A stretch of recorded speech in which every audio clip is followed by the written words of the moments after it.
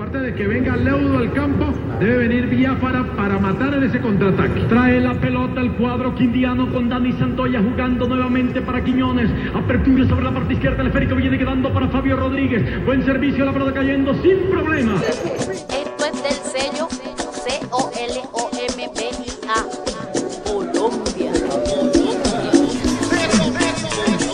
El término falso positivo es un término colombiano, digámoslo de alguna manera. Consiste en que se asesina una persona. Matar a personas inocentes. De ciudades, excluidos y marginados, que son atraídos con una oferta de empleo ilegal o legal, que son reclutados a las pocas horas. Reclutados aquí, llevados a otra zona del país, asesinados, Llevarlos de una región a otra, matarlos. Los visten como combatientes después de muerte. Se lo viste de guerrillero, etcétera, y se lo pasa por muerte en combate. Y presentarlos como dados baja en combate. y después presentados como guerrilleros muertos en combate. Por eso se llama falso positivo.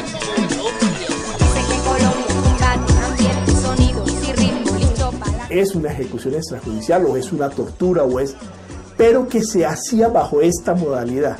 Es decir, que se presentaba como resultado positivo que ocultaba realmente una infracción. Los falsos positivos son asesinatos que cometen los miembros de la fuerza pública con un agravante, y es que son presentados esos asesinatos como si fueran éxitos en un proceso que en Colombia es el conflicto armado interno, pero que el gobierno niega y que presenta simplemente, como lo decía ya, como la lucha antiterrorista. Yo creo que se trata de lo que he llamado la dictadura del positivo en la fuerza pública.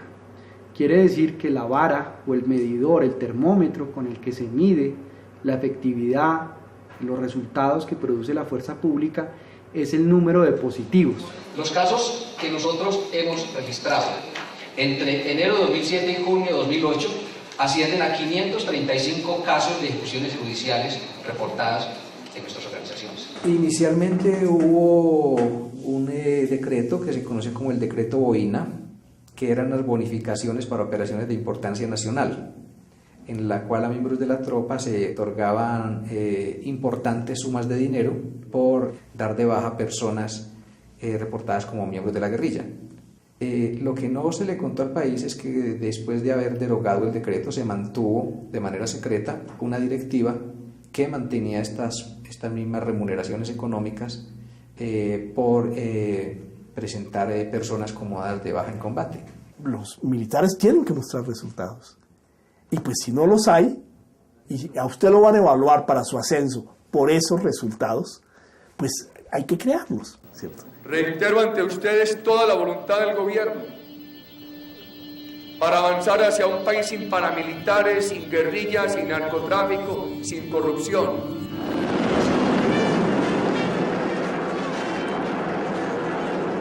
Pues el caso explota justamente un mes después de que el ministro de Defensa declarara el 9 de septiembre, Día Nacional de los Derechos Humanos, que el caso de las ejecuciones extrajudiciales estaba prácticamente superado.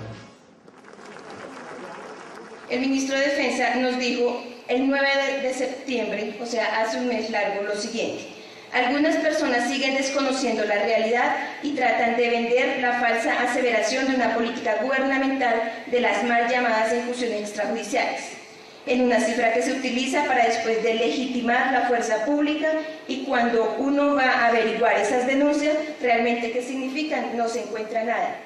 A finales del mes de septiembre se descubren los hechos de Soacha.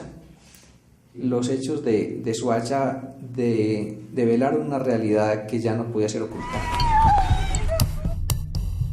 Estas publicaciones que se hicieron de estos 11 casos de jóvenes desaparecidos en Soacha que aparecieron asesinados en Ocaña, norte de Santander, y en Cimitarra, Santander, pues fueron como la gota que rebosó la copa y que puso en evidencia esta triste y aterradora y aberrante realidad de los falsos positivos y las ejecuciones extrajudiciales que mucha gente no creía. Se comienza a ver que ahí no se trata de uno u otro caso, sino en general de un patrón, y estalla todo este escándalo que muestra esta monstruosidad de los falsos positivos. Tuve la oportunidad de presentarle este problema al presidente Uribe en varias oportunidades en el pasado, en privado, en reuniones tanto en Washington como en Bogotá, y él no quiso nunca escuchar el tema, discutirlo, se enojaba y se molestaba mucho cada vez que se le preguntaba sobre el tema y lo calificaba, o más bien descalificaba, como parte de una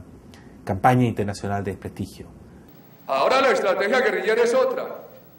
Cada que se le da una baja a la guerrilla, ahí mismo movilizan sus corifeos en el país y en el extranjero para decir que fue una ejecución extrajudicial.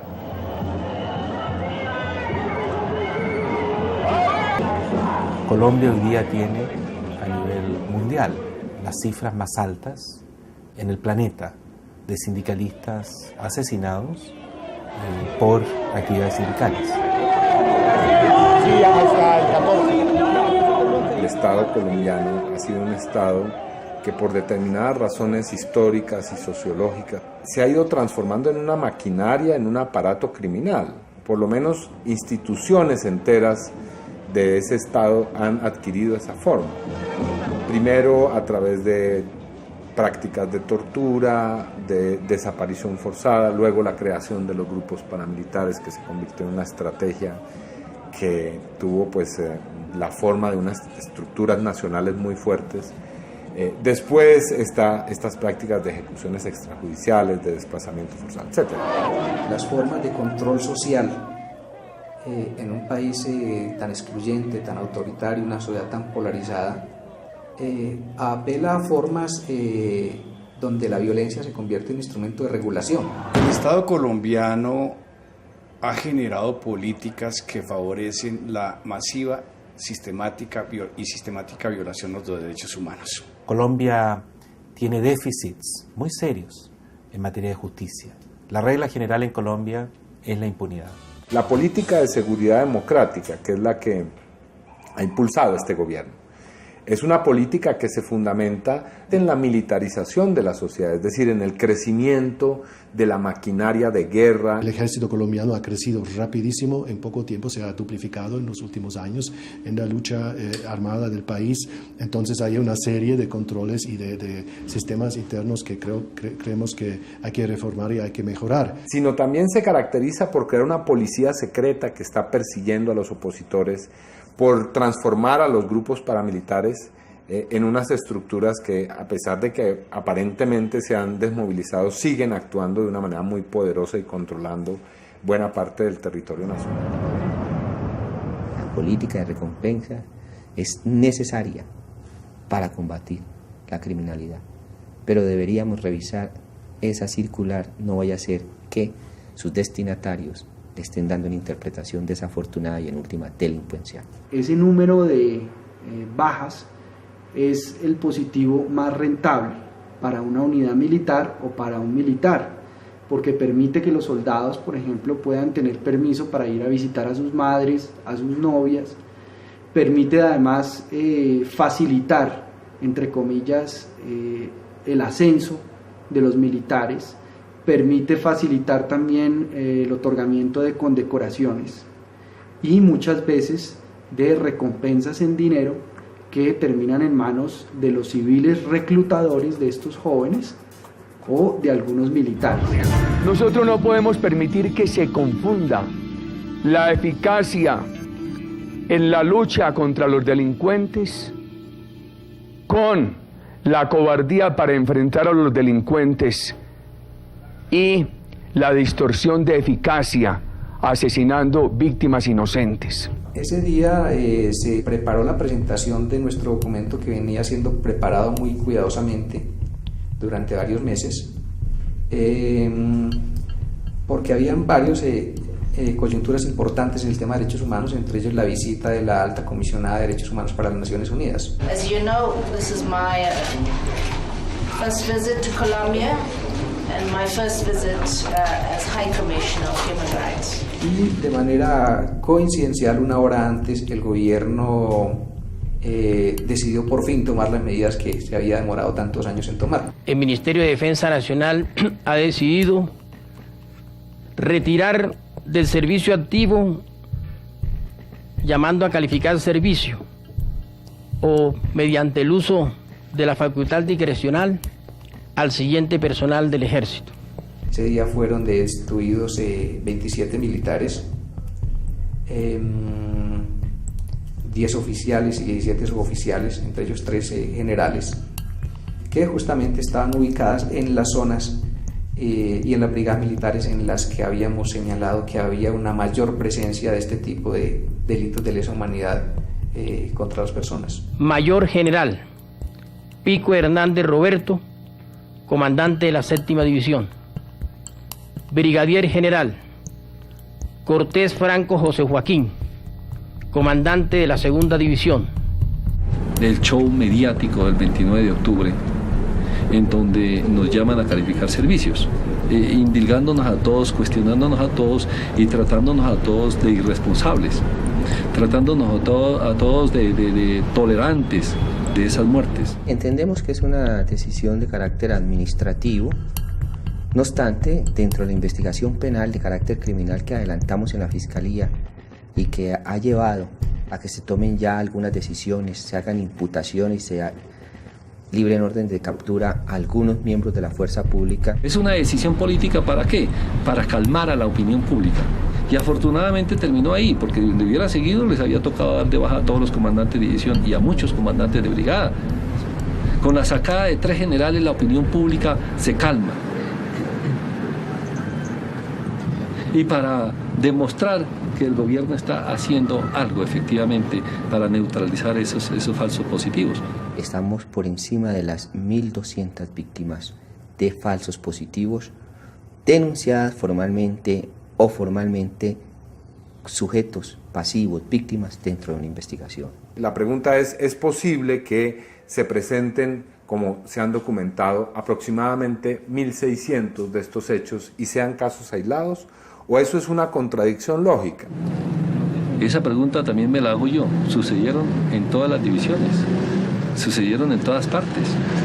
De hecho, yo veía aquel día un informe de la CINEP, donde dice que en el departamento donde más sucedieron en el 2008 casos de falsos positivos fue en el Huila. Después le siguió Antioquia, después le siguió el Meta, Casanare, y el Catatumbo está por allá como de quinto, sexto. Pero sin embargo fue el comandante de la 2ª División el que salió pagando todo esto, los falsos positivos. Todo eso no lo pueden hacer grupos pequeños que toman una iniciativa propia. Esto es una cuestión que, como puede verse, requiere una planificación muy sofisticada de todas estas fases, de todas estas etapas. La responsabilidad del gobierno, después de tener unas investigaciones internas serias, es determinar si estos oficiales fueron cómplices. Si estos oficiales fueron cómplices de las ejecuciones extrajudiciales, los debe acusar penalmente ante la Fiscalía, y si obraron por omisión, por indisciplina, por desorden, también debe informarle al país que esa fue la causa de su destitución. Hay una investigación muy interesante de un centro que se dedica a la desclasificación de documentos en Estados Unidos que se llama Archivo de Seguridad, que ha mostrado que esta no es una práctica nueva en las fuerzas militares colombianas. Digamos que hay una tradición de lo que se llama el conteo de cuerpos, el conteo de bajas.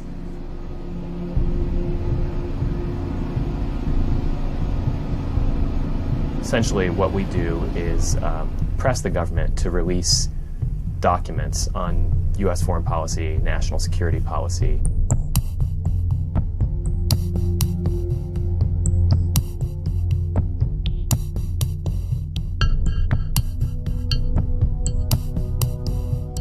The earliest document that I have is from 1990. This is a cable from the U.S. Embassy in Bogota. They talk about here an apparent June 7th incident of extrajudicial executions. The military reported to the press that on that date it killed 9 guerrillas in combat in El Ramal, Santander Department. The investigation by Instrucción Criminal and the Procuraduría strongly suggests, however, that the 9 were executed by the army and then dressed in military fatigues. Colombia had been the leading recipient of U.S. military aid in the hemisphere, probably more than the rest of the hemisphere combined, through the 1990s, through the Clinton years. It also had by far the worst human rights record in the hemisphere, but those two factors tend to correlate. 1990, 1994, Again, in 1997, they're talking about this body count syndrome. No me sorprende que durante todos estos años Washington haya estado perfectamente al tanto de la situación en Colombia y no haya hecho nada. They explain how, this kind of phenomenon where bodies are dressed up as guerrillas and presented as killed in action, and this idea that you need to produce bodies actually encouraged paramilitary collaborations. In Colombia, they have 3 armies attacking them, the military and the paramilitaries who are closely linked, and the FARC. La FARC se dedican a extorsionar, al secuestro, a reclutar menores, no tienen mayor interés o conciencia en respetar estándares básicos en materia de derecho internacional humanitario. Se nutren del narcotráfico. And it did significantly increase the capacities of the Colombian army, which has extended a kind of security over the country. Many things have reduced, like kidnapping and so on, at least in the in urban areas or nearby.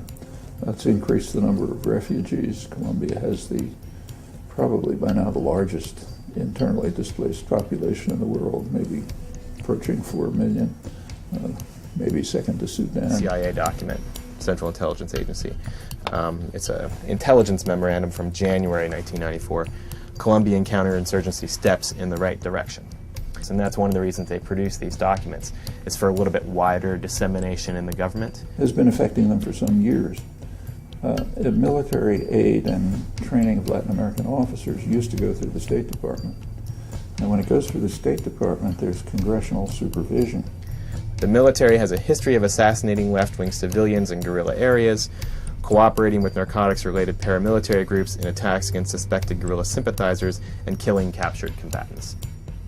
So a pretty direct statement from the CIA in 1994. And when they put these documents together, these sort of analytical documents, these are summaries of raw intelligence that they gather from different sources. Part of the policy, and as far as I know this is continuing, is to shift military aid and training to divisions of the government that are free from congressional oversight and supervision. And if it goes to the CIA, supervision is zero. They knew about these activities, they knew they were happening, they knew about links to paramilitary groups, and yet US aid continued to flow. Las víctimas tienen enormes dificultades de acceso a la justicia. En primer lugar, su condición económica. Ese es el primer obstáculo para acceder a la justicia, la dificultad para contratar un abogado. Las víctimas son segregadas socialmente. Muchas tienen que vivir en la marginalidad, en la clandestinidad prácticamente. No pueden decir que son víctimas porque o bien son perseguidas o bien son rechazadas porque ser víctima es un estigmatizante. Llamadas a sus celulares o noticas secretas con insultos, advirtiéndoles que si hablan pueden ser víctimas también de cualquier agresión. Entonces ese tipo de actuaciones se ha construido una cultura al interior de la víctima, la cultura del miedo. Yo no hablo porque es que a fulano de tal ya le pasó, empezó a hablar y o fue asesinado, fue desaparecido o fue amenazado. Entonces mucha gente se ha silenciado. Esto se agrava porque el presidente Uribe ha comenzado a intentar intimidar a las personas que buscan denunciar, diciendo que se va a perseguir a quienes hagan falsas denuncias. Ahora, el problema es, toda persona tiene el derecho de acudir ante una instancia judicial para hacer una denuncia. Y somos los primeros interesados en escudriñar esos casos, si realmente son falsos positivos. Y si son, tomaremos todas las medidas que haya que tomar en materia de responsabilidades. Pero si no son, si se agregan a una larga lista también de falsas denuncias, le pediríamos a los miembros de la oposición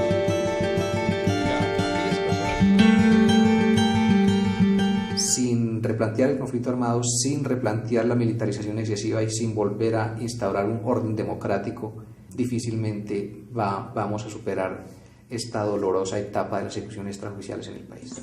Esta presión de afuera, tanto de la Unión Europea como de Washington, son las pocas herramientas con las que contamos para obligar al gobierno de Uribe a cambiar sus políticas y a dar respuestas claras y asegurar justicia cuando se denuncian estos temas. Y hay una sensibilidad en países como Inglaterra o como Estados Unidos, Francia, Alemania, a que la ayuda que Colombia reciba respete los estándares de derechos humanos. Lo real es que las víctimas se están organizando y están generando procesos sociales y políticos significativos en Colombia. No se puede construir paz sobre la base de impunidad.